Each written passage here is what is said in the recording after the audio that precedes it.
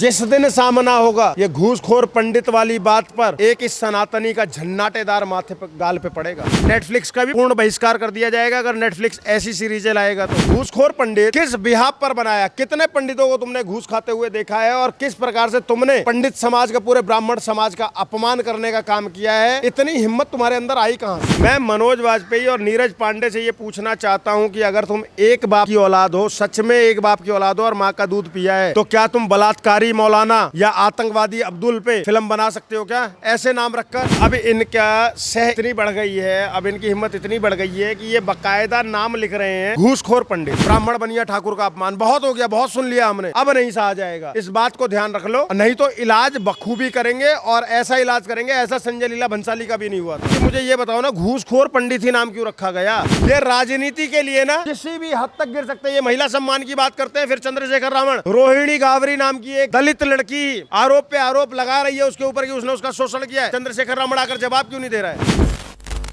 नमस्कार, आप देख रहे हैं वो न्यूज और मैं हूं आपके साथ यशस्वी शर्मा। एक मूवी जिसके बाद से राजनीतिक माहौल साथ ही साथ धार्मिक माहौल भी गर्मा गया है। मनोज वाजपेयी जो कि काफी मशहूर कलाकार हैं, उनको एक्टिंग को लेकर काफी सकारात्मक ओपिनियंस भी आते हैं, लेकिन इस बार जिन्होंने मूवी करी है घूसखोर पंडित, उसमें वो मुख्य किरदार निभा रहे हैं, जिसके चलते उसमें एक पंडित को बहुत ही अलग कैरेक्टर, एक नेगेटिव कैरेक्टर दिखाया गया है, जिसके चलते उत्तर प्रदेश समेत कई राज्यों में FIR भी हो चुकी है, चाहे वो मनोज वाजपेयी को लेके हो या फिर उस मूवी के निर्देशक जो है उनको लेके हो, मेकर्स को लेके हो।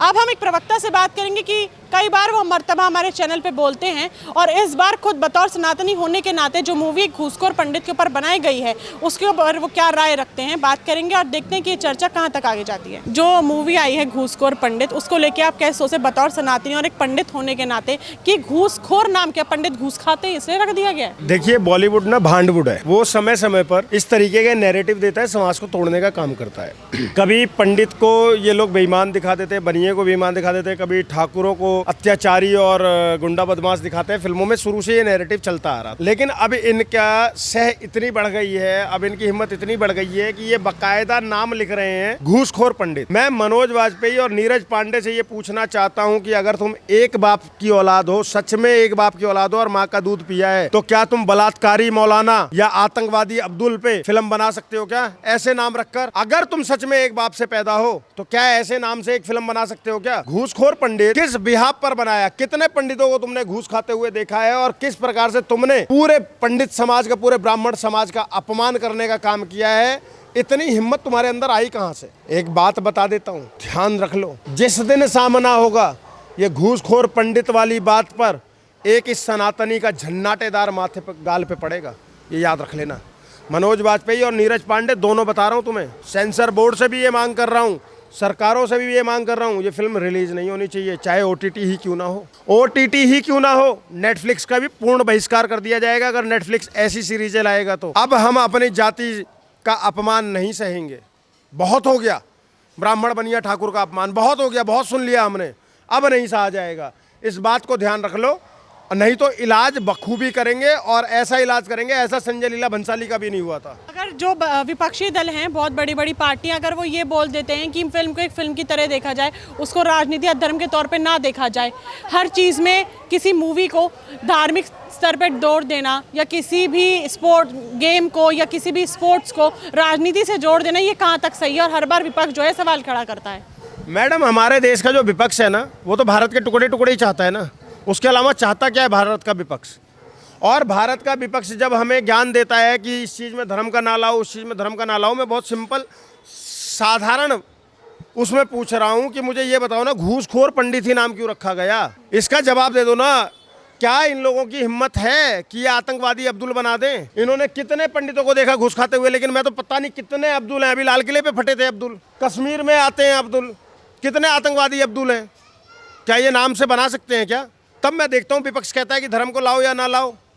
सबसे ज्यादा धर्म धर्म धर्म धर्म लाने वाला विपक्ष है। और उसके बाद में विपक्ष, जब ब्राह्मणों का अपमान होगा तो विपक्ष कहेगा कि अच्छा, फिल्म को फिल्म के तरीके से देखो, मनोरंजन के तरीके से देखो। मतलब तुम हमें गाली बको और हम उसमें मनोरंजन ढूंढे, ये तो मजाक हो गया है। भैया, हम ब्राह्मण हैं, हम गांधी जी को मानने वाले लोग नहीं है कि किसी ने एक गाल पे थप्पड़ मार दिया तो दूसरा कर दो आगे, हम को बीच में से दें। विपक्ष इस मूवी को प्रोपेगेंडा नहीं बताएगा? विपक्ष इस मूवी को प्रोपेगेंडा नहीं बताएगा? विपक्ष इस मूवी को थोड़े बनाएगा प्रोपेगेंडा। विपक्ष प्रोपोगेंडा किसको बताता है? विपक्ष बताता है केरला स्टोरी को, कश्मीर फाइल को, द कन्वर्जन को, ऐसी फिल्मों को प्रोपोगेंडा बताता है।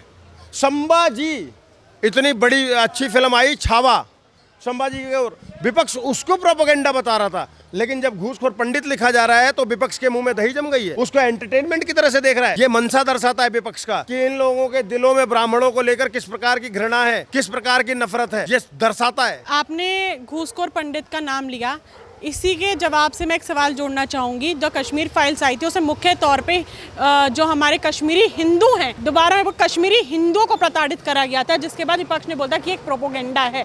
लेकिन आज भी यहाँ पे सिर्फ एक ही शब्द है, उसमें भी कश्मीरी सिर्फ हिंदू था, यहाँ पे भी घूसखोर पंडित जो कि है, एक ये टैगलाइन आ रही है। दोनों सेम है, लेकिन उधर कंट्रोवर्सी हो रही थी, इधर कंट्रोवर्सी नहीं हो रही है, क्योंकि विपक्ष का एजेंडा सेट हो रहा है ना। विपक्ष से पहले क्या चाहता है? पहले ब्राह्मणों को कमजोर कर दो तोड़कर, फिर क्षत्रियों को कमजोर कर दो, फिर बनियों। आज आप एक बात बताइए, देश के अंदर में एक नैरेटिव चल रहा है, ब्राह्मण बनिया ठाकुर छोड़ बाकी सारे DS4, ब्राह्मण बनिया ठाकुर को टारगेट किया जा रहा है, सवर्णों को टारगेट किया जा रहा है। क्यों किया जा रहा है? क्योंकि उनको पता है कि जिस दिन सवर्ण टूट जाएंगे बाकियों को तोड़ना बड़ा आसान हो जाएगा। लेकिन मैं इन लोगों को ये बता देना चाहता हूँ कि ये मनसा इनकी कभी पूरी नहीं होगी। ब्राह्मण बनिया ठाकुर भारत की रीढ़ है, बिना ब्राह्मण बनिया ठाकुर के भारत की कल्पना नहीं है, समझ गए? तो उसको तोड़ने का जितना भी तुम प्रयास करोगे वो सफल नहीं होगा। और तुम अगर घूसखोर पंडित को एंटरटेनमेंट बताओगे और कश्मीर फाइल को प्रोपोगेंडा बताओगे तो इसीलिए सत्ता से बाहर हो। राहुल गांधी अपने आप को हिंदू बोलते हैं, जनेऊ पहनते हैं, अब नहीं जाके, जनेऊ तो पंडित ही पहनता है। अब बतौर पंडित होने के नाते वो इस मूवी का एंटरटेनमेंट के तौर पे एक्सेप्ट भी कर लेंगे, क्योंकि अभी तक तो उन्होंने कोई विरोध जताया नहीं इस मूवी का। ना प्रियंका गांधी वाड्रा आगे बोल रही हैं, ना ही सोनिया गांधी, पूरा का पूरा गांधी परिवार जो है चुप है, खुद अपने आप को ब्राह्मण बताते हैं, जनेऊ पहनते हैं। देखो मैडम, बता देने से ब्राह्मण हो जाते तो फिर बात ही क्या थी। जिसका दादा फिरोज खान गांधी, ठीक है, जिसकी माँ इटली से, भाई हमारे यहाँ तो जाति जो होती है वो पिताजी से ली जाती है, माताजी से ली जाती है। अब राहुल गांधी, इंदिरा गांधी का पति कौन था? ठीक है, फिरोज खान गांधी। उसके बाद में अब अगर मैं उसके बाप की वजह से, ये क्या नाम है तुम्हारा, राजीव गांधी क्या हुए, और राजीव गांधी की वजह से राहुल गांधी क्या हुआ, तो ये पंडित नहीं है, ये कालनेमी है।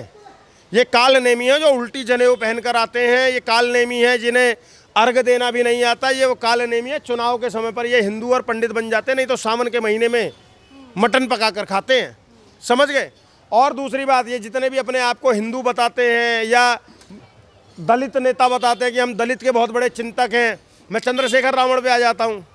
चंद्रशेखर रावण UGC को लेकर या किसी भी चीज़ को लेकर इतना वो कर रहा है। कास्ट डिस्क्रिमिनेशन की बातें जब हो रही हैं, क्या ब्राह्मण के ऊपर एक फिल्म बनाया जा रहा है, क्या ये ब्राह्मणों का कास्ट डिस्क्रिमिनेशन नहीं है? क्या चंद्रशेखर रावण को उनके लिए आवाज़ नहीं उठानी चाहिए? लेकिन वो हमारे लिए क्यों आवाज़ उठाएगा? चंद्रशेखर रावण तो अपने दलितों के लिए भी आवाज़ नहीं उठाता है। जब शाहबाद डेयरी में साक्षी मारी जाती है तो वहाँ हम पंडित जाते हैं साक्षी के लिए। जब ज्योति नगर में नेहा मारी जाती है तो हम बनिया ब्राह्मण ठाकुर जाते हैं, हम 36 बिरादरी जाते हैं। चंद्रशेखर रावण नज़र नहीं आता है। जब वाल्मीकि मेरे भाई को मार दिया जाता है गोकलपुरी में, तब हम लोग जाते हैं 36 बिरादरी एक होकर, चंद्रशेखर रावण नहीं आता है। लेकिन जंतर मंतर पर प्रोटेस्ट करने चंद्रशेखर रावण चला जाएगा, क्योंकि उसकी राजनीति से दोहरी है, क्योंकि उसको राजनीति के तहत वो सांसद बन के बैठ जाएगा, समझ गए? तो इनके इस प्रोपेगेंडा को हमें समझना पड़ेगा। ये लोग किसी के सगे नहीं हैं, ये राजनीति के लिए ना किसी भी हद तक गिर सकते हैं। ये महिला सम्मान की बात करते हैं, फिर चंद्रशेखर रावण रोहिणी गावरी नाम की एक दलित लड़की आरोप पे आरोप लगा रही है उसके ऊपर कि उसने उसका शोषण किया है। चंद्रशेखर रावण आकर जवाब क्यों नहीं दे रहा है? रोहिणी गावरी का को न्याय कब दिलाएगा चंद्रशेखर रावण? मैं उससे पूछना चाहता हूँ। UGC के मुद्दे पर जो ये जाने वाला है जंतर मंतर, उसकी बजाय अगर ये रोहिणी गावरी जैसी दलित बेटी को न्याय दिलाने का काम करता तो मुझे लगता है कि बहुत अच्छा। लेकिन न्याय कैसे दिलाएगा? ये खुद ही अपराधी है उसका। चंद्रशेखर और जो भीम आर्मी जो इनको अपने आप को वो बोलते हैं, वो रोटी और बेटी का सम्मान ब्राह्मणों से चाहते हैं।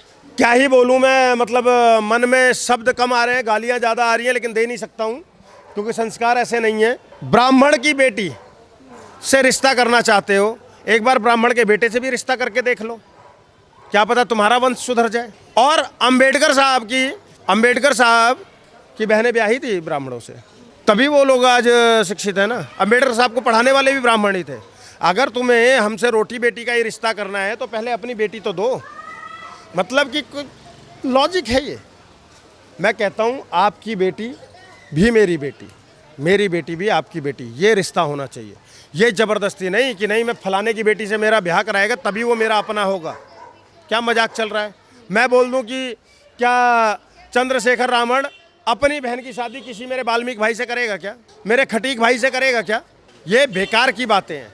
शादी करना परिवार का, लड़के लड़की का निजी व्यक्तिगत मामला है। इसके ऊपर पे टिप्पणी करने वाला आदमी नीच होता है। शादी विवाह परिवार का और लड़के लड़की का निजी मैटर होता है। इसमें कोई दो कौड़ी का नेता ये बोल दे कि नहीं ब्राह्मण अपनी बेटी दे दो, अबे तुम्हारी औकात है? मैं ऐसे बोल रहा हूँ, तुम्हारी औकात है कि हम अपनी बेटी दे देंगे तुम्हें?